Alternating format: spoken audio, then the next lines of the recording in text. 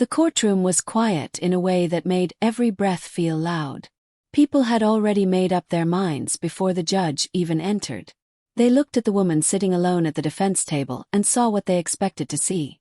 A tired wife, worn down by years of marriage, now facing a powerful husband in a bitter divorce trial. Her hands were folded tightly in her lap, her eyes lowered, her posture calm but guarded. To everyone watching, she looked small, powerless, someone who had already lost. Across the room sat her husband, confident and well-dressed, surrounded by lawyers who whispered strategy like this was just another business deal. He didn't look at her once. He didn't need to. In his mind, this divorce case was already decided. He had money, influence, and a story ready to sell. A story where he was the victim and she was nothing more than a quiet obstacle standing in his way. People in the gallery leaned toward each other, trading glances and silent judgments. They assumed this would be another predictable courtroom drama. A strong man, a silent wife, and a settlement that would leave her with little more than regret. No one knew the full story of what she had endured behind closed doors. No one knew how much she had given up, or how long she had waited for this moment. The judge called the case to order, and the husband's lawyer stood first. His voice was smooth, confident, filled with words like assets, custody, and fairness. He painted a picture of a reasonable man asking only for what was rightfully his. The wife's lawyer said very little in response. That silence only fueled the whispers. People thought it was weakness. They thought she had nothing to fight with. But the wife wasn't afraid. Not anymore. She stared straight ahead, listening, waiting. She knew something the rest of the room didn't. This divorce trial was never meant to be fought by her alone. As the proceedings moved forward, the judge asked a simple question that changed the air in the room. Are there any additional parties present for the wife? For a split second, nothing happened. The husband smirked, just slightly, as if to say, of course there aren't. Then the courtroom doors opened. The sound echoed louder than any argument spoken that day. Heads turned. Conversations stopped mid-breath. One by one, figures stepped inside. Calm, composed, and unmistakably united. They weren't loud. They didn't rush. They didn't need to. Their presence alone shifted the balance of the room. The wife finally lifted her head. Her husband's smile vanished as recognition set in. The lawyers stopped whispering. The judge leaned forward, suddenly alert. Whatever people thought they knew about this divorce case, about power and control, was about to be challenged in ways no one expected. And as the family took their seats behind her, the question hanging in the air wasn't whether the wife was powerless anymore. It was how long her husband had been underestimating the people who were about to speak. The husband shifted in his seat, adjusting his tie as if the room had suddenly grown warm. He hadn't expected this. For years, he had controlled the narrative of their marriage, telling friends, colleagues, even lawyers that his wife was fragile, dependent, and incapable of standing on her own. He had repeated that story so often that he started believing it himself. Seeing her family seated behind her cracked that illusion, but he still didn't know why they were here. The judge asked for names, and one by one, the family members identified themselves. They spoke calmly, respectfully, but there was weight behind every word. This wasn't an emotional outburst or a dramatic interruption. It was preparation. It was intention. The husband's legal team exchanged quick glances, already sensing that this divorce trial might not follow the simple path they had laid out. As the court recessed briefly, memories rushed through the wife's mind. She thought back to the early days of her marriage, when love had felt real and promises felt permanent. Over time, those promises had turned into rules. Her world slowly shrank. Fewer friends, fewer choices, fewer chances to speak without being corrected. On paper, everything looked fine. A comfortable home, financial security, a respected husband. But inside, she had been learning how to stay quiet to survive. Her family knew pieces of that story, but not all of it. She had hidden her pain well, protecting them from worry and herself from shame. It wasn't until she finally asked for a divorce that the truth began to surface. Late-night phone calls, old messages, subtle patterns that, when put together, revealed years of control disguised as concern. That was when her family stopped asking questions and started preparing. Back in the courtroom, the husband's lawyer resumed, now more cautious. He spoke about property division, about the wife's lack of financial contribution, about how she would struggle without her husband's support. Each sentence was meant to remind everyone who held the power. The wife listened without reacting, her face steady. She had heard these arguments before, spoken in private, meant to make her doubt herself. Behind her, her family sat in silence. They didn't interrupt. They didn't whisper. They were waiting for the right moment, the kind of moment that couldn't be undone once it arrived.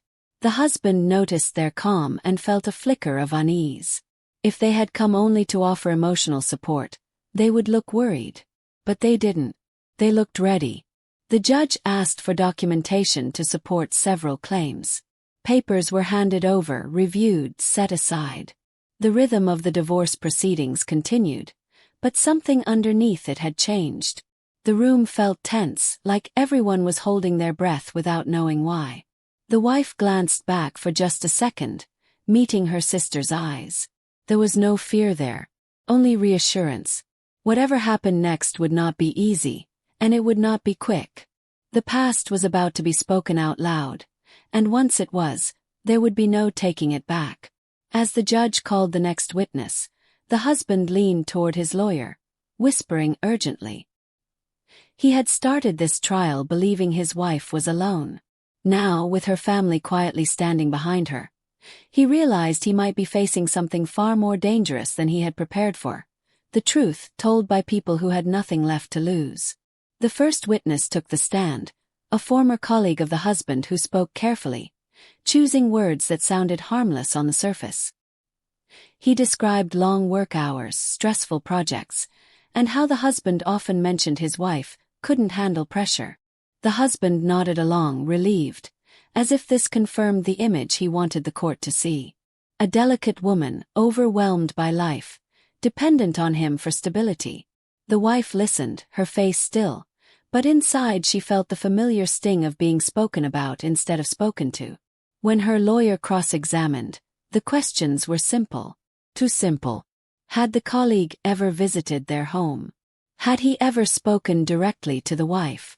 Did he know how decisions were made in their marriage? The witness hesitated, admitting he didn't. The answers didn't cause a scene, but they planted doubt. The story the husband had built was starting to show gaps. In the gallery, people shifted uncomfortably. Some had arrived expecting a clear villain and a clear victim. Instead, they were watching a slow unraveling. This divorce case was no longer about money alone. It was about control, about whose voice had been missing for years. The wife's mother watched closely, hands clasped, remembering the daughter who once laughed loudly and argued fiercely. That version had slowly disappeared after the wedding. At family gatherings, the wife would excuse herself early, deflect questions, avoid eye contact. Everyone sensed something was wrong, but no one pushed hard enough. That regret sat heavy now. Being here was their way of correcting that silence. Another witness followed, this time someone connected to their finances. Bank records were mentioned, accounts only one name appeared on, decisions made without joint consent. The husband's lawyer objected, calling it irrelevant. The judge allowed it, noting it spoke to balance of power. The husband's jaw tightened. He had always framed his financial control as responsibility, not dominance. The wife finally took a breath and adjusted in her seat. She wasn't on the stand yet, but her presence felt stronger than before. Each detail being discussed matched moments she had lived through quietly. Being told not to worry, not to ask, not to interfere. She had trusted him. Trust, she realized, could be used as a leash.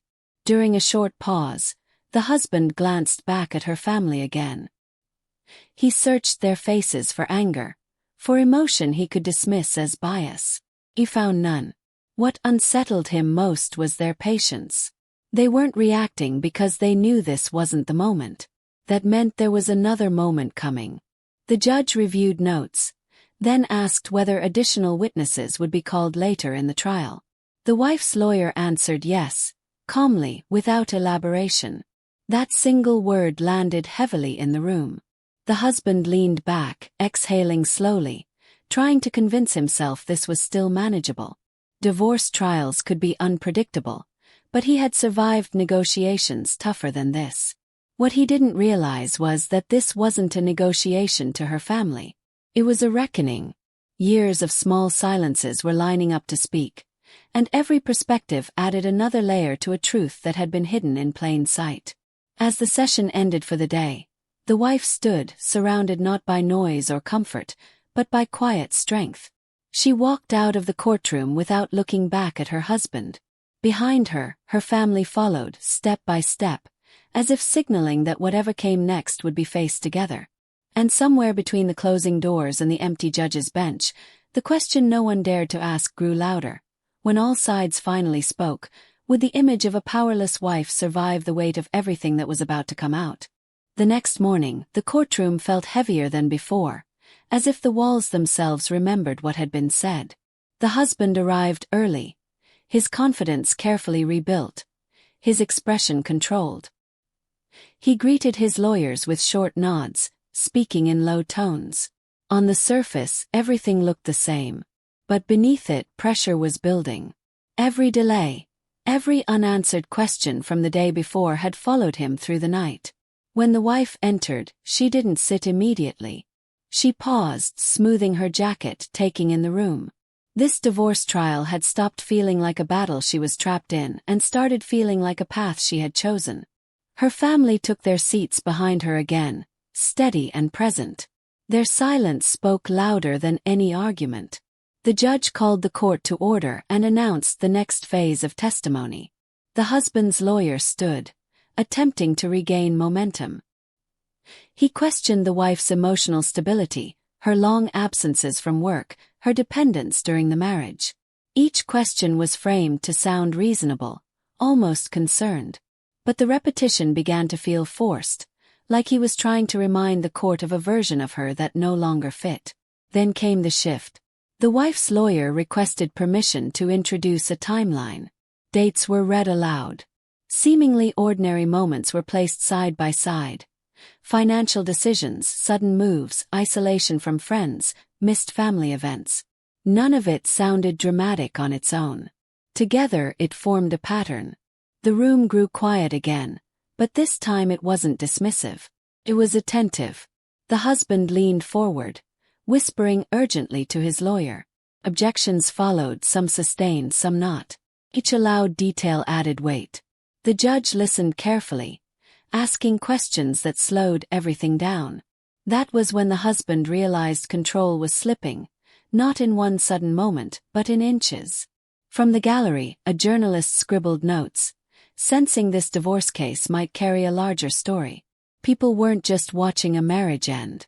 They were watching how power could be hidden behind politeness, how silence could be mistaken for consent.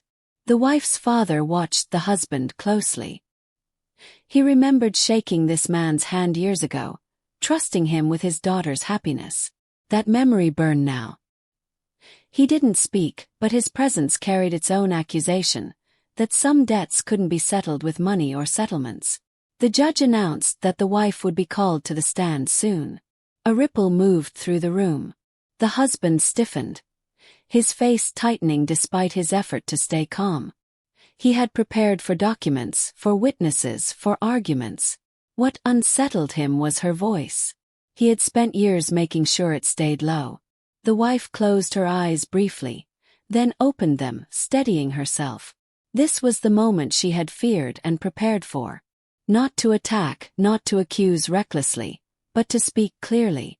Her family leaned forward slightly, not in support alone, but in belief.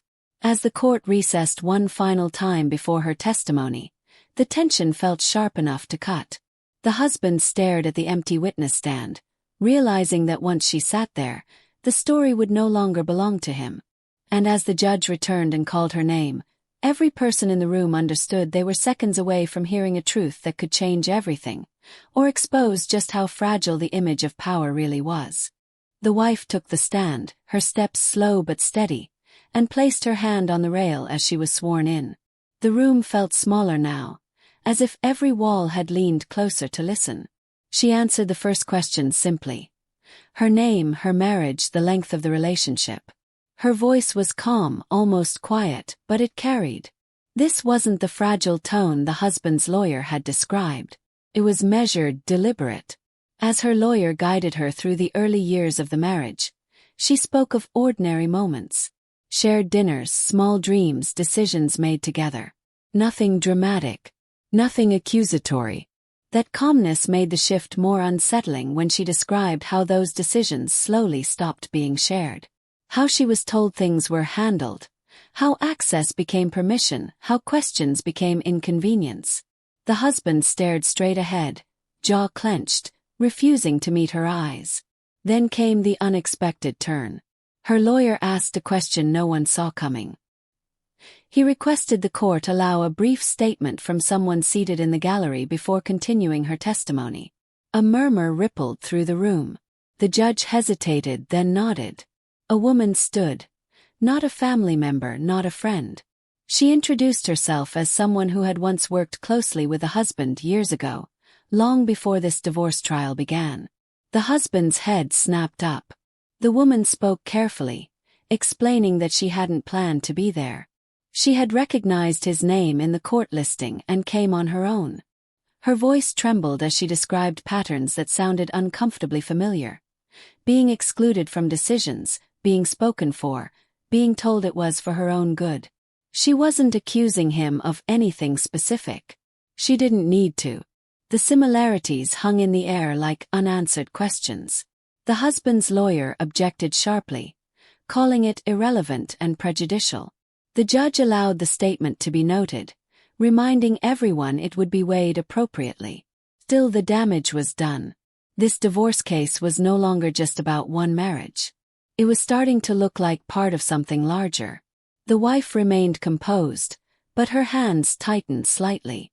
She hadn't known this woman would speak. The surprise cut both ways. Relief mixed with fear. If this story wasn't isolated, how far did it go? And what else might come out? The husband shifted, his confidence visibly cracking. This wasn't in the strategy.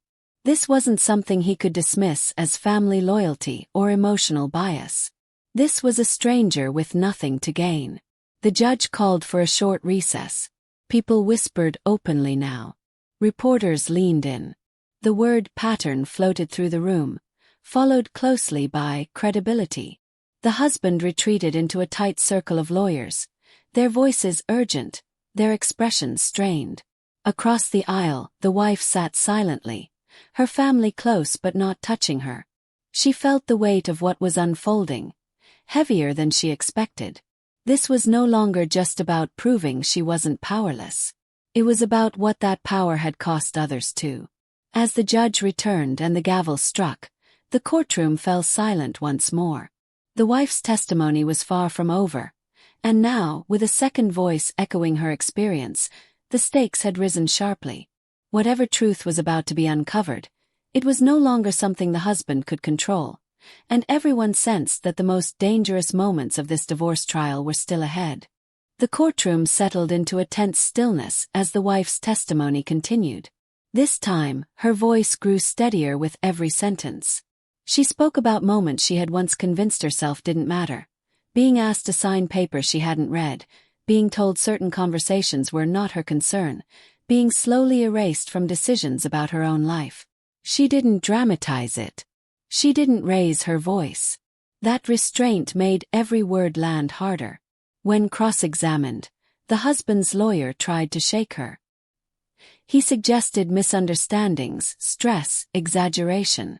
But the wife answered calmly, returning again and again to one truth. She had trusted her husband, and that trust had been used to silence her. The judge listened closely, occasionally glancing at the notes already stacked high on the bench. Then the judge asked a question no one expected. He requested the husband explain, in his own words, why so many financial and legal decisions had been made without the wife's involvement. The husband stood, straightening his jacket, confident enough to begin. But halfway through his explanation, his words tangled. What he described as efficiency sounded increasingly like exclusion. Control disguised as care. The judge leaned back, silent, letting the contradiction speak for itself. One by one the pieces came together. The financial records, timelines, the supporting testimony, even the unexpected witness from the gallery. What had once looked like a simple divorce trial now showed a clear imbalance of power. The courtroom felt charged, every person aware they were watching a turning point. Finally, the judge spoke. He acknowledged the complexity of the case, the credibility of the wife's testimony, and the patterns that could no longer be ignored. He ruled decisively on key matters: fair division of assets, independent financial authority for the wife, protections moving forward. It wasn't loud or dramatic. It was firm, final. A quiet ripple moved through the room. The husband sank back into his chair, stunned. The image he had built for years, of control, of certainty, had collapsed in a single morning. The wife closed her eyes briefly, not in triumph, but in relief. She hadn't needed to prove she was powerful. She only needed to be heard. As people began to stand, believing the story was over, the judge raised his hand once more. He revealed the final twist. Based on information surfaced during the proceedings, he ordered a separate review of past agreements connected to the husband's business dealings, agreements that mirrored the same patterns discussed in court. It wasn't a verdict. It wasn't an accusation. But it was an opening. One that couldn't be closed. The husband froze. The wife's family exchanged glances, realizing the impact of what had just been said. This divorce case had ended, but something else had just begun. The truth she brought forward had reached beyond her own marriage. As the courtroom emptied, the wife stood surrounded by her family. She wasn't smiling. She wasn't celebrating. She was standing taller than she had in years. Behind her, the husband remained seated, facing consequences he never imagined. They had thought the wife was powerless. They were wrong. And the most unexpected outcome of all was this: by finding her voice, she had changed far more than the ending of her own story. Outside the courthouse, the air felt different, lighter somehow. The wife stepped down the stone stairs slowly, surrounded by her family, the noise of the city returning around them. Reporters lingered at a distance, but no one pushed forward. The story had spoken for itself inside that room. This divorce trial was no longer just news. It was a reminder. For the first time in years, the wife felt something settle inside her chest. Not victory, not revenge, but peace. The legal battle was over. The financial questions had been answered. The power imbalance that once defined her marriage had been named and corrected. What remained was the quiet work of rebuilding a life on her own terms. Her family stayed close in the days that followed. Not hovering, not controlling, just present. They helped her move into a smaller home filled with light and space.